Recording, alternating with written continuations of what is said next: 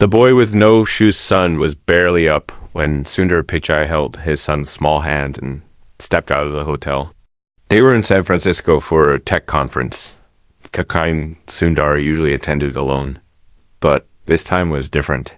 He had promised his son Arav that he would bring him along, just the two of them, no meetings, no assistants, no bodyguards. A rare, quiet father-son trip, a time to bond. A chance to show Arav the world as it truly was, not just from a luxury suite window. They walked down the street. Past sleek black cars and modern cafes, past sharply dressed workers hurrying to offices that touched the sky. Sundar wore a simple hoodie and jeans, trying to blend in, but even then, a few people turned their heads, whispering. Arav, just 7 years old, wore a tiny backpack and kept his eyes wide open, absorbing everything like a sponge. "Can we get pancakes, Papa?" he asked, tugging Sundar's sleeve. Sundar smiled. "Of course. We'll find a place." They turned onto a quieter street lined with trees and old buildings with peeling paint. It was early, and the only sounds were the rustling of leaves and the faint clinking of glass bottles being sorted by a nearby recycling truck. But then, they saw him that a boy barefoot, no older than Arav, was sitting on a flattened cardboard box just outside a bakery that hadn't opened yet. His clothes were torn at the edges, and his hair was matted with dust. He held a brown paper bag close to his chest, as if protecting something precious.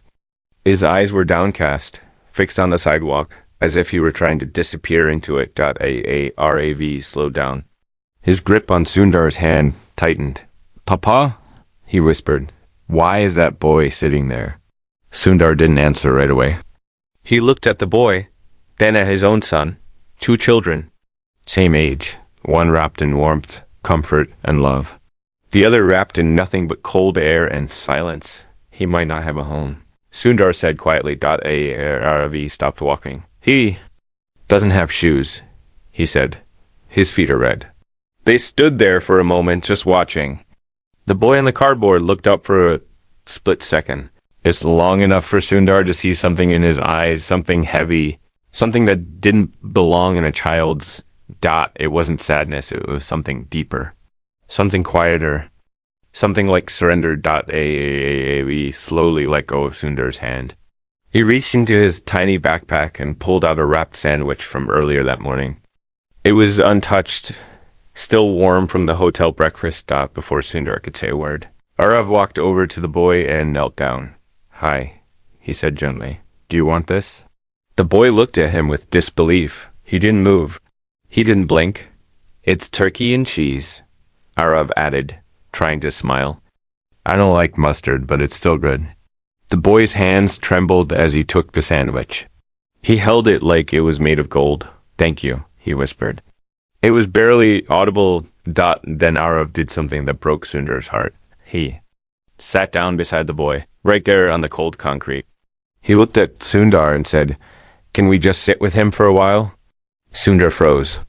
The world around him disappeared. The tall buildings, the cars, the buzzing phones, they all vanished. He saw only 2 boys, one who had everything, and one who had nothing. And in that moment, he couldn't tell which one was richer. He walked over slowly and sat beside them, his knees brushing the cardboard. The boy unwrapped a sandwich with care, his eyes watering. Arav didn't say a word. He just sat, his small hands in his lap, as if he understood that silence was the kindest thing he could offer. They sat like that for 10 minutes. The boy ate quietly, wiping his mouth with the edge of his sleeve. Sundar didn't interrupt. He just watched, feeling a lump grow in his throat. Finally, the boy looked up and said, "My name is Leo." Arav smiled. "I'm Arav. This is my papa." Leo looked at Sundar and blinked twice. "Are you famous?" he asked. Sundar chuckled, but it was a sad kind of chuckle. "Some people think so." Leo nodded slowly, as if fame was a concept, far too distant for him to grasp. He shifted slightly and reached into the brown paper bag he had been clutching. He pulled out a worn-out book with a torn cover. The title had faded, but Sundar recognized it instantly. It was a children's book, one he had read to Arav many times. My mom used to read this to me, Leo said. Before we had to leave our house. Arav turned to him, eyes wide. Where's your mom now? Leo looked down. His shoulders shrank. I don't know. Sundar felt something inside him shatter. He didn't cry, but he wanted to, not because of what Leo said, but because of the way he said it. No tears. No drama. Just truth. Simple, painful truth. Sundar reached into his wallet and pulled out $100 bill. He handed it to Leo, who stared at it like it was a spaceship. This is for you, Sundar said gently. Get something warm to eat. Maybe new shoes. Leo hesitated. Is it okay? Yes, it's more than okay. Leo took it, folding it carefully and tucking it into his book. Then he stood up. Thank you, he said again. You're the first people who talked to me this week. Those words were like a punch to the gut as Leo walked away, barefoot and small, disappearing into the mist of the morning. Arav suddenly burst into tears, deep. Uncontrollable sobs. Sundar wrapped his arms around his son and held him tightly. I don't want him to be alone. Arav cried. Papa, why do people walk past him? Why doesn't anyone help? Sundar had no answer. They sat there for a long time, even after Leo was gone. Arav's face was buried in Sundar's chest. And Sundar knew this trip had already changed something. Forever. Not just in his son, but in him later that night. Sundar shared the experience with someone he trusted, someone who had the power to make change happen quickly. Someone who understood big ideas. He sent a message to Elon Musk. It was short, but full of weight. Double quotes ELON. I need to talk to you. It's about something bigger than us. Elon replied within a minute. What's going on? Sundar stared at the screen, then typed carefully. My son met a boy today who broke his heart. I think he might break yours too. He didn't know it yet, but that message would start something that neither he nor Elon could have ever imagined. Something that would soon be watched by millions. And it all began with a barefoot boy and a sandwich. Elon reads the message. The hotel room was silent that evening, but not the kind of silence that brought peace. It was the silence that came after something. Inside you it changed. Sundar sat by the large window overlooking the glowing city lights, his phone resting in his palm, the screen dark. Across the room, Arav had finally drifted into sleep, curled up in bed with the same book Leo had shown them. Sundar had bought a fresh copy from a bookstore just before dinner. He hadn't said anything to his son about it. He simply left it on the nightstand, and somehow, as if guided by something deeper, Arav had picked it up. Outside, the world was moving fast cars, rushing past, digital ads flashing on tall buildings, people hurrying through life with earbuds and eyes fixed on screens. But inside Sundar's mind, everything was slow. He couldn't shake the image of Leo. Barefoot, thin, eyes too tired for a child. He couldn't stop hearing his son's sobs, the tremble in his voice when he asked, why doesn't anyone help? That question had haunted Sundar all evening. Why? Why did people step over children sleeping on sidewalks? Why did people ignore suffering just because it didn't affect their bubble? And what kind of world would his son grow up in if this became the norm? He picked up his phone again and stared at the message he had sent to Elon. My son met a boy today who broke his heart. I think he might break yours too. Elon's reply had been instant. What's going on? But Sundar hadn't responded. Not yet. Not because he didn't know what to say, but because he wanted to say it the right way. So now, as the city hummed outside and his son lay asleep with tear marks still drying on his cheeks, Sundar began typing. His name is Leo. He has no shoes, no home. We found him sitting outside a bakery. He had a book his mom used to read to him. He doesn't know where she is now. My son gave him a sandwich. Then he sat beside him and cried. I've built systems that reach billions, Elon. But today, a sandwich reached deeper than all my code ever has. He hit send. Across the country, in a stark modern home tucked away in a quiet pocket of Los Angeles. Elon Musk stood alone at his balcony, staring into the night sky. It was his ritual stargazing, thinking, imagining. He loved stars, not just because of space, but because they reminded him how small we all really are. His phone buzzed. He saw Sundar's name and read the message slowly, line by line. His name is Leo. Elon didn't smile. He didn't shake his head. Instead, he walked back into his study, sat down, and read the message again. Then again. Finally, he replied, "Send me the bakery name. I'm going there tomorrow." When Sundar woke the next morning, he saw that message. He read it 3 times before replying. It's on 4th and Market, small place with green paint. Leo might still be around, but no promises. Arav was still asleep, so Sundar stepped outside, letting the crisp morning air settle around him like a blanket. He walked back to the same street, past the same buildings. It was quieter than yesterday. The bakery was still closed, but Leo wasn't there. He waited 10 minutes. 15. Finally. Just as the first light touched the pavement, a small figure emerged from the alley. Barefoot, holding the same book. Leo. He looked surprised when he saw Sundar again, but not scared. Just curious. "Hey," Sundar said softly, kneeling. "How are you feeling?" Leo shrugged. "I got soup last night." "The sandwich helped?" Sundar smiled. "Good. I was hoping I'd see you again." "A friend of mine is coming to meet you." Leo blinked. "Who?" Sundar hesitated. "His name is Elon." Leo looked puzzled. "Like the rocket guy?" Sundar chuckled. "Yeah, that one." Leo scratched his head. "Why would he want to meet me?" Sundar's smile faded into something more serious. "Because you matter." The words hung in the air. Leo didn't respond, but he sat down on the same cardboard box and opened his book. Sundar joined him, sitting cross-legged on the ground, unbothered by the growing crowd of early walkers who passed them with curious glances. He didn't care. Not anymore. And then about 30 minutes later, a sleek black car pulled up.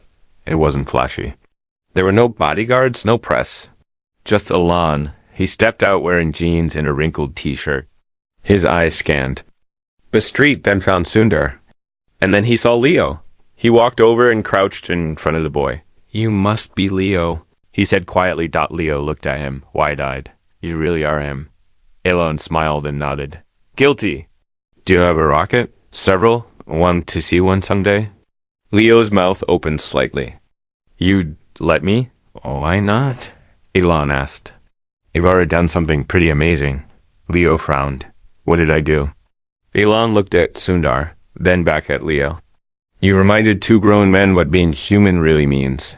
The 3 of them sat there, on the sidewalk, for the next hour. Elon asked Leo questions, not about tragedy or statistics, but about dreams, favorite foods. What kind of animal he'd be if he could choose. Leo said he wanted to be a hawk. "Because they see everything," he said, "and they're not scared." Eventually, Elon pulled out his phone and made a call. "Give me Marla from the foundation. We need a new emergency fund. I want it lived by tonight." Then he looked at Sundar. "We have billions in tech, but no systems in place for kids like him. We need to change that." Sundar nodded. But then Leo stood up. "I don't want people to feel sorry for me," he said. Voice shaking. Elon met his eyes. "We don't. We're grateful to you." Leo blinked back tears. "Can I go now?" he asked. "I have to get to the library before the doors close. They let me read books there." Elon reached into his pocket and handed him a phone. "This is for you. It's got service and my number in it. If you ever need help or just want to talk, call me." Leo stared at it. "I don't know how to use these." Elon smiled. "You'll learn." Leo nodded. Then, just like that, he walked away, but something stayed behind. Something quiet. Something powerful. Elon turned to Sundar. "We can't lose this moment, not this one. It's too real." Sundar agreed. "I think the world needs to hear Leo's story." Elon looked thoughtful. "Then let's make sure they do. Not with a tweet, not with a speech. Something real. Something lasting." As they walked back toward the car, Elon glanced back once more at the fading figure of the barefoot. "Boy, sometimes," he whispered, "the smallest feet leave the biggest footprints." And right then, both men knew this wasn't the end of Leo's story. It was just the beginning, asterisk building a movement from the ground up next morning. The world was still fast asleep when Sundar Pichai walked into his private Google office. It wasn't like any other day. Something had shifted. He felt it in his chest, in the weight of his footsteps, in the silence between the buzz of every device. The encounter with Leo had not only shaken something inside him, it had awakened something that refused to be ignored. On his desk lay the day's agenda meetings with AI teams, global digital policy calls, a video shoot for an upcoming announcement, all important, all carefully scheduled. But he stared at it for a long moment. Then, without hesitation, he took the agenda, folded it in half, and slid it into a drawer. Instead, he picked up the phone. The call went straight to Elon. I can't. Stop thinking about him, Sundar said. As soon as Elon answered, Elon was quiet for a moment on the other end. Then his voice came through, calm but certain. Me neither. I've built platforms to reach billions, Sundar continued, his tone growing more passionate. But it's one boy, Elon. One boy with a book and bare feet. And it made all my work feel like nothing. Elon breathed in deeply. Then, let's use our platforms to do something that feels like everything. And just like that, an idea was born, not a campaign, not a press stunt, not a one-day fundraiser. Something real, something human, something that would ripple, they called. A Project Leo, a grassroots initiative powered by the two tech giants, but designed with humility. Its mission was simple. Find children like Leo, give them a voice, and connect them to resources, not just food and shelter, but dignity, education, and long-term support. But Sundar had one condition. It can't start with tech, he said. Tech will help scale it, but it needs to start with people. So the first step was quiet. No headlines. No interviews. Just two men picking up the phone, reaching out to their most trusted teams. Sundar contacted a woman named Mira, former social worker turned Google community strategist who had once written him a letter about using data to help street kids. She answered within seconds. Mira, Sundar said, I need you to help me find the next Leo. He didn't need to explain more. Myra just said, I'm in. Elon, meanwhile, reached out to an old friend, Theo, who had worked on solar village projects in sub-Saharan Africa. Theo had a gift for building systems from nothing, and more importantly, for earning the trust of those who had lost it. I want to build safe zones, Elon told him. Micro spaces in big cities, just for kids like Leo. Food, books, shoes, safety. Nothing flashy, just what matters. You're serious, Theo said after a pause. Dead serious, Elon replied. You'll lead it? I'll quit my job today. And he did within 48 hours. The two men had mobilized over 40 specialists from around the world, teachers, pediatricians, architects, counselors, volunteers. They held late-night Zoom calls, discussed models of urban support that hadn't been attempted before. They studied homelessness data not to analyze it, but to humanize it. They watched interviews with children in shelters, read forgotten case reports, and reached out to local libraries where many homeless children, like Leo, took refuge. And during all of this, Arav was watching. Sundar noticed how his son began asking more questions. Deeper ones. Not just why is someone homeless, but how do we help a kid who feels invisible? And what happens to their dreams? One afternoon, Arav walked into Sundar's home office holding a drawing. It was a picture of a small house. Inside were kids, books, and a huge table full of sandwiches. On the roof, he had written, Leo's home. Sundar picked up his son and held him close. We're going to build it, he whispered. Just like you drew it. Arav looked up. Really? Yes, Sundar said. And the first one will have your name on the wall, right next to Leo's. By the end of the week, Project Leo had quietly purchased an old firehouse in San Francisco. The city officials, who often dealt with corporate requests for permits and real estate, were stunned when they saw who was behind the request. You want to turn this into what? One councilwoman asked. Elon replied plainly. A shelter that doesn't look like a shelter. a place kids are proud to walk into. And so the firehouse was transformed, walls were repainted with bright colors. Shelves were filled with books. Solar panels were installed for energy. Security was quiet but present. Showers were clean and private. Every child who came in would be greeted by name, given clean clothes, healthy food, and perhaps most importantly, respect. But there was one feature that made it different from anything else. On the wall at the entrance, hung in a glass frame, was Leo's book, the same one he had carried with him below.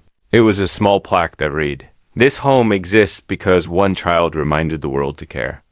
The night before the center opened, Sundar and Elon stood alone in the hallway.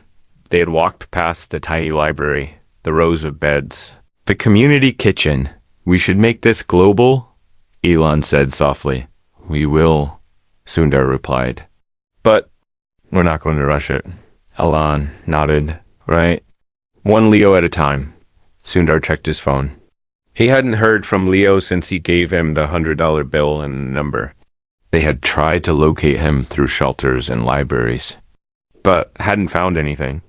It was as if the boy had vanished back into the city's shadows, but Sundar kept the hope alive. Every morning he looked at his phone, just in case, and then on the morning of the center's soft opening, his phone lit up, a message from an unknown number. "Hello, it's Leo. The phone still works. I saw the building. It has my book. Pank." "You?" Sundar stared at the screen for a long time. He didn't move, didn't breathe. Then slowly he typed back, "We built it because of you." "Are you safe?" Leo replied, just 2 words, "For now." Sundar read it again, and again. Those words "for now" were enough to break him open, because they were full of both hope and heartbreak. That night, he showed the message to Elon. "We need to find him," Elon said. "He doesn't want to be found," Sundar answered. "Not yet." But neither of them could ignore the feeling that Leo's story wasn't finished. In fact, they knew it was only getting started, and the next chapter, that would change everything. Asterisk, the world begins to listen for the first time in weeks. Sundar. Pichai stood in front of a room full of journalists, not to launch a product, not to reveal an innovation, not to boast about breakthroughs in AI or global partnerships. This time, the cameras were pointed at him because of something far more personal. Asterisk. Behind him, a large banner displayed just 2 words in simple white font. Project Leo. The room was packed. Reporters from every major outlets, CNN, BBC, The Verge, Reuters, had shown up. Not because of hype, but because word had quietly spread that Sundar Pichai and Elon Musk were involved in something unprecedented, something that wasn't just business, something human. Sundar adjusted the mic. He wasn't wearing a suit. No carefully pressed blazer, no corporate mask. Just a plain shirt and tired eyes that held the weight of truth. "This isn't about Google," he began. "It's not about tech. It's not even about me or Elon." He paused. The room was still. "This is about a boy, 7 years old, barefoot, holding a book like it was the only thing left that mattered. His name is Leo, and he changed my life." For the next 20 minutes, Sundar told the story as it happened. Not with statistics or grand promises, but with the quiet sincerity of a man who had been humbled by a child. When he spoke about Arav breaking down in tears, several people in the room wiped their eyes. When he mentioned the phone message from Leo. "I saw the building. It has my book. Thank you." You could hear the breath leave the room, and when he ended with, "We don't know where Leo is right now, but this center is ready for him and for every other child like him," the applause didn't come immediately. It came slowly, gently, as if the audience needed a moment to absorb the weight of what had just been shared. After the press conference, the world exploded. Headlines across every platform screamed Leo's name. Google CEO pauses everything for homeless. Boy. Elon Musk joined Sundar in heart-driven mission. Who is Leo? The child who sparked a movement. Social media was flooded with messages. People began sharing their own stories, childhoods lived in shelters, books that kept them going. Through hard times, strangers who changed everything with one small act of kindness. Artists began drawing murals of Leo holding his book. A musician wrote a song called Cardboard Dreams.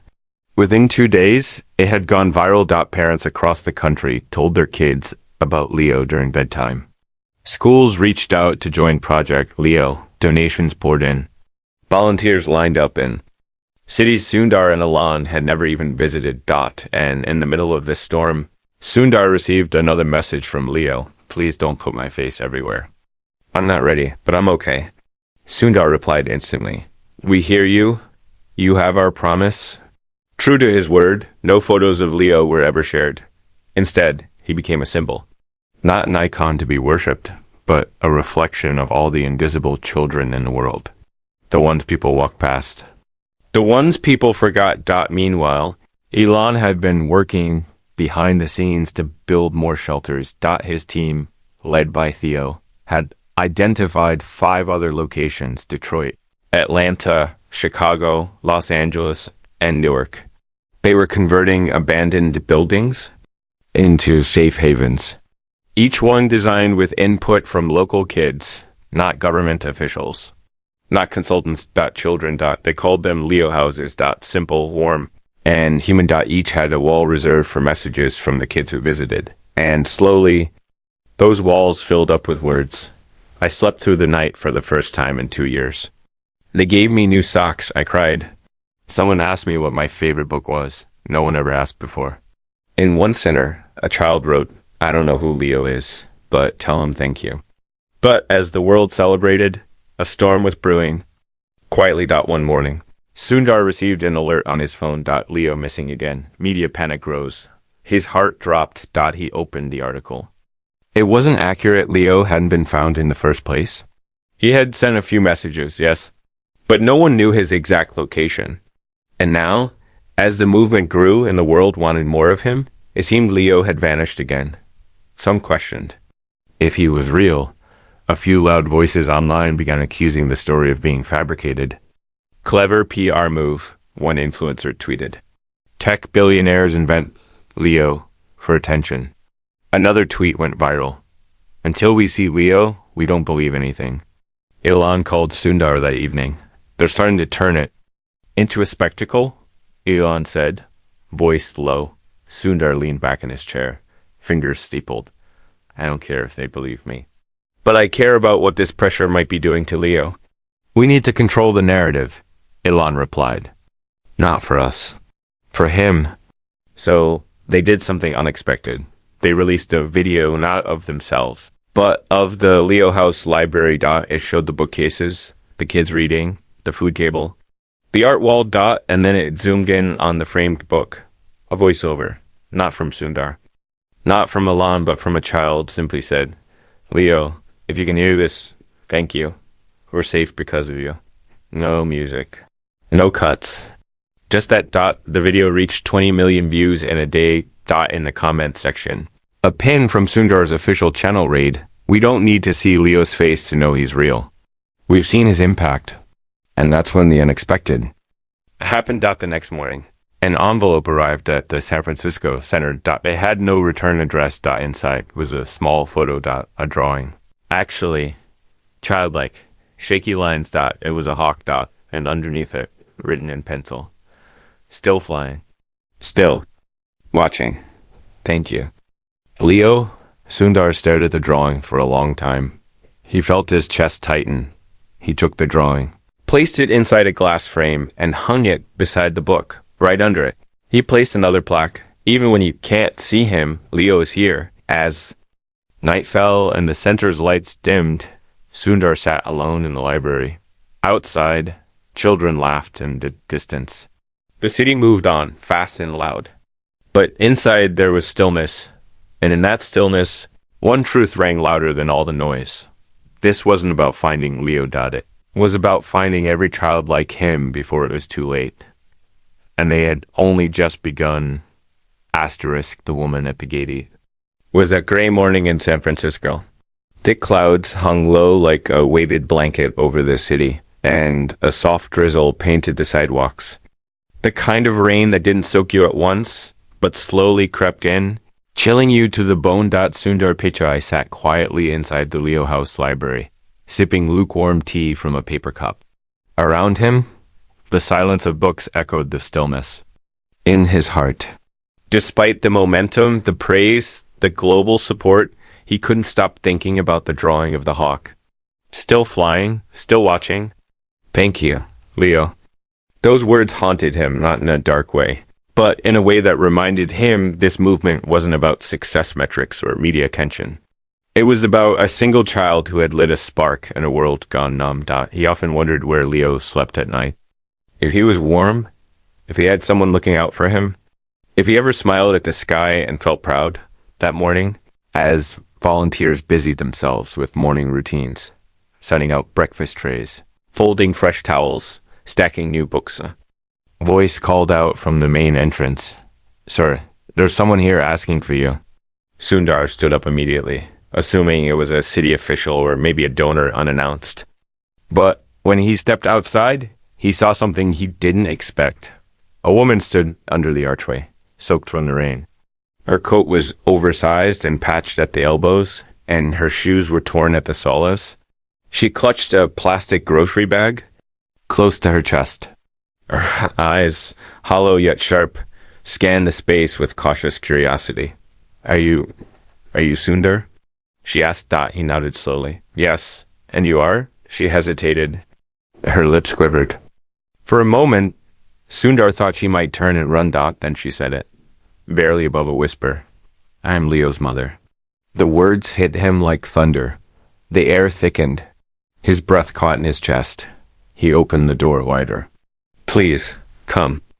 Inside. She stepped in slowly, her eyes darting around, taking in the warmth, the colors, the smell of fresh bread coming from the kitchen. Sundar guided her to her and handed her a towel. She wiped her hands, but not her face.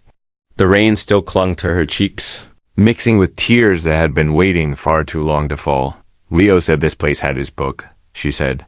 I didn't believe it until I saw the article. He was here, Sundar said gently. Just once, briefly. But he saw what we built. The woman, her name was Camilla, nodded. She opened the plastic bag and took out a small t-shirt. It had cartoon rockets on it, faded and stained. She held it in her lap. He used to wear this when he was 5, she whispered. We lost. Our home a year later. Everything fell apart after that. Shelters, streets, moving town to town. One night I left him with someone I thought I could trust so I could go look for work. When I came back, he was gone. Her voice broke. Sundar sat across from her, silent. Not because he didn't know what to say, but because sometimes silence is the kindest response. I looked everywhere. Camilla continued. Police reports, flyers. I thought maybe he ran. Maybe someone took him. For months I thought he was dead. She clutched the t-shirt tightly now, knuckles pale. And then I saw the news. The boy with the book. A boy who drew a hawk. I knew it was him. It had to be. Sundar's eyes welled. He's alive, he said softly. And he remembers? He carried that book like it was treasure. Camilla nodded, lips trembling. He used to ask me to read it every night before bed. Even when we had nothing left, that book stayed in his backpack. Sundar leaned forward. He hasn't come back. He sent messages, but only from untraceable phones. He's scared. He's cautious. Camilla looked at him, desperate. I need to find him. I need to tell him I never gave up. And then she opened the bag again. She pulled out a second book, identical to the one Leo had been carrying. I brought this, she said. In case he ever came here, I was hoping you could give it to him. Sundar took the book, holding it like it was sacred.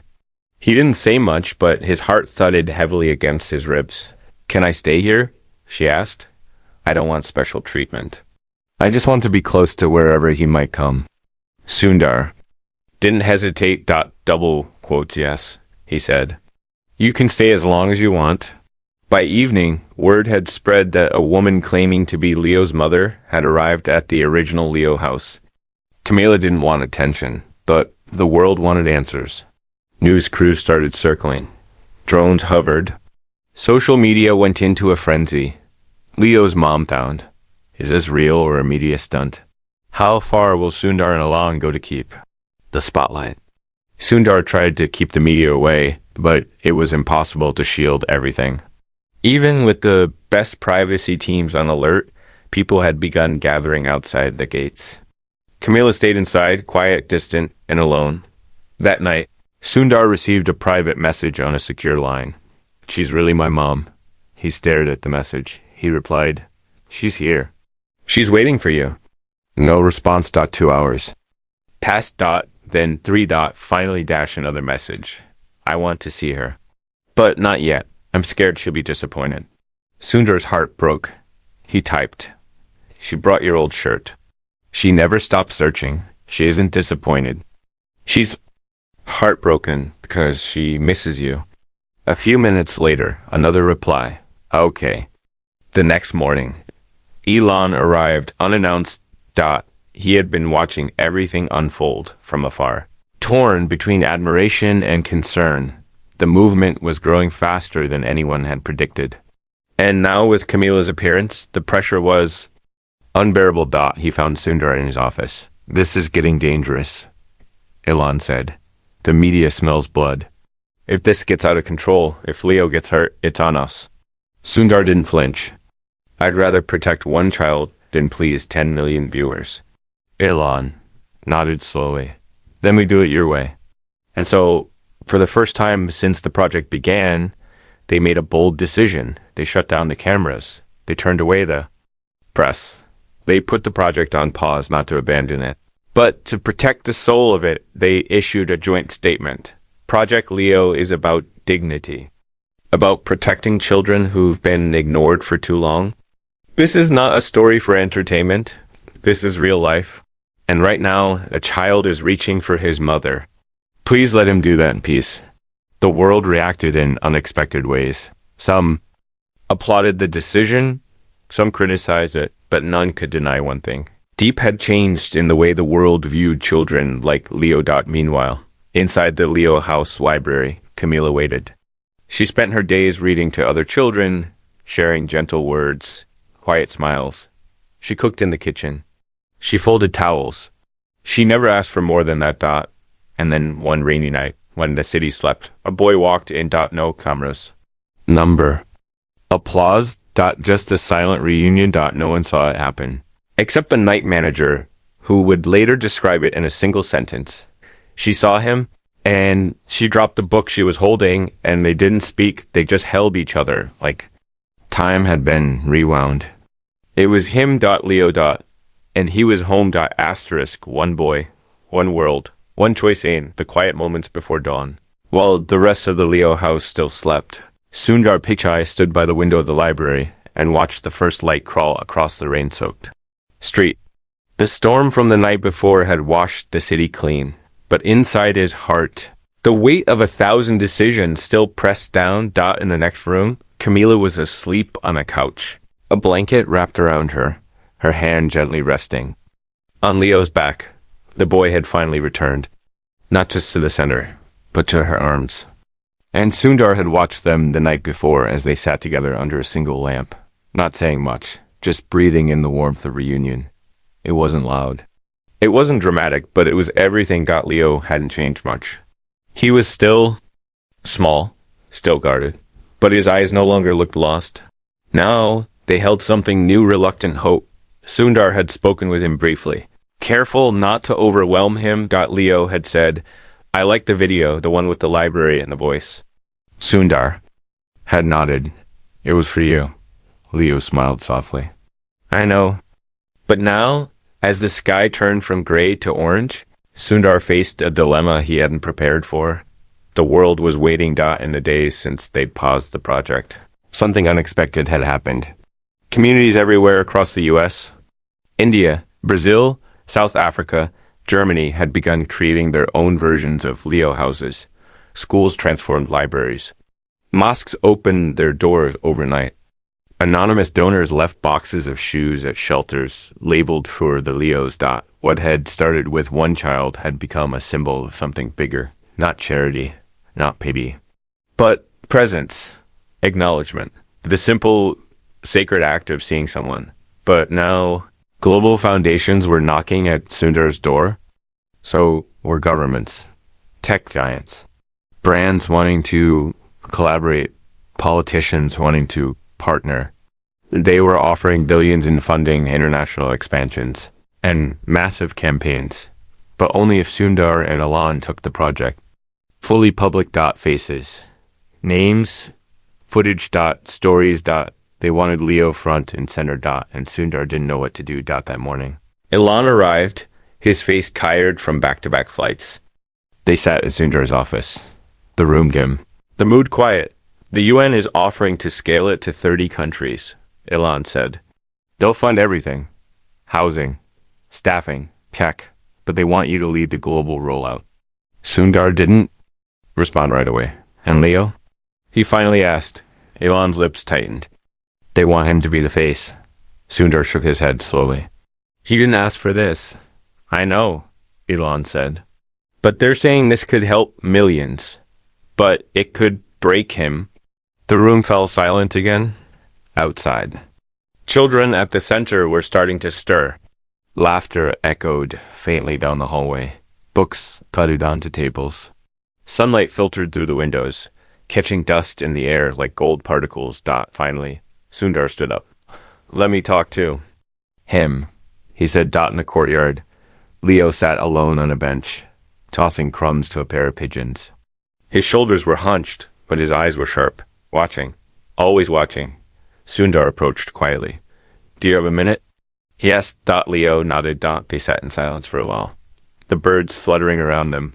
They want to put your story everywhere, Sundar said softly. Big groups. Big promises. They think if people see you, they'll listen more. Leo kept his eyes on the pigeons. But you don't have to say yes, Sundar added. You don't owe anyone anything. Leo was quiet for a long time. Then he said, I like being invisible. It felt safe, but it also felt like I didn't matter. He turned to Sundar.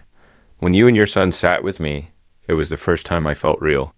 Sundar's throat tightened. Leo continued. If people see me now, I don't want them to feel sorry. I want them to remember the kids they don't see. They will, Sundar promised. Because we'll tell your story, right? Leo looked up at the sky. Can I wear a mask? Not like Halloween, but something that's mine. Sundar smiled. Of course. Anything you want. Leo grinned. Then tell them I'm in. The campaign launched 3 weeks later. Not with fireworks or headlines, but with a short film, a boy and a simple mask painted, like a hawk sat in a library surrounded by other children. His voice narrated the video, low and steady. I'm Leo. But this isn't just about me. This is about the kids who sleep on benches, who hide in libraries, who dream with empty bellies. We don't want fame. We don't want pity. We just want to be seen and maybe hugged. The film ended with the phrase, one boy reminded us what matters. Let's not forget again. The video spread faster than wildfire. Celebrities reposted it. World leaders quoted it. Teachers played it in classrooms. Children began painting hawks on their backpacks. Parents began volunteering in shelters. Churches turned their basements into reading rooms. Restaurants left food boxes labeled for the unseen. And at the heart of it all, Sundar and Elon stayed grounded. They didn't go on tour. They didn't monetize the moment. They kept building quietly, expanding. The movement city by city. Each Leo house remained focused on one thing, dignity. Months later, during a small event at a school built next to one of the shelters, a teacher approached Sundar with tears in her eyes. One of our students came from the Leo house, she said. He used to cry when we asked him to read. Now he helps younger kids sound out words. She handed Sundar a folded note. Dear Mr. Sundar, thank you for making a place where I'm not scared. I want to be a teacher like Miss Sarah someday. Also, I like turtles. Love, another Leo. Sundar folded the note carefully and put it in his wallet, right next to his son's first drawing. Later that night, he walked into his home and found Arav asleep on the couch, still holding a book. He sat beside him, brushing hair from his forehead. Papa? Arav mumbled, half asleep. Yes, Beta. Did we find Leo? Sundar looked at him for a long moment. No, he whispered. We found something bigger. In the years that followed, the world kept turning. Technology advanced. Headlines changed. Wars came and went. But somewhere in quiet corners of cities and towns, there were buildings with yellow walls, soft lights, and bookshelves full of hope. And in every one of them, a framed drawing of a hawk. A reminder that it only takes one boy with no shoes and one sandwich to change everything. And a reminder that sometimes the most powerful movements begin with a child who simply wanted to be seen. Asterisk.